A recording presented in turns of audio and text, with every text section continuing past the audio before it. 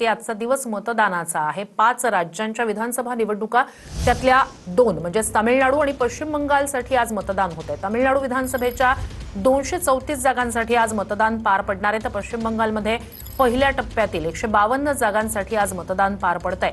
तामिळनाडूमध्ये एम.के. स्टॅलिन तर पश्चिम बंगालमध्ये ममता बॅनर्जी यांची प्रतिष्ठा पणाला लागली। तामिळनाडूमध्ये सत्ताधारी द्रमुक आणि अण्णा द्रमुक यांच्यातच मुख्य लढत असेल, तर अभिनेता विजय यांचा जो टीव्हीके पक्ष आहे, जो पहिल्यांदाच निवडणूक रिंगणात उतरलेला आहे, तो नेमकं कशा प्रकारची कामगिरी करतोय यावरच त्या ठिकाणी अनेक गणितं अवलंबून असतील। तर पश्चिम बंगालमध्ये सत्ताधारी टीएमसी आणि भाजप यांच्यातली मुख्य लढत। मतदानासाठी दोन्ही राज्यांमध्ये मोठ्या प्रमाणात पोलीस बंदोबस्त तैनात करण्यात आलेला आहे।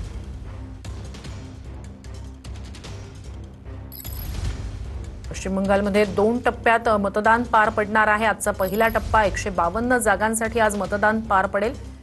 ममता बॅनर्जी विरुद्ध भाजप अशी या ठिकाणची मुख्य लढत।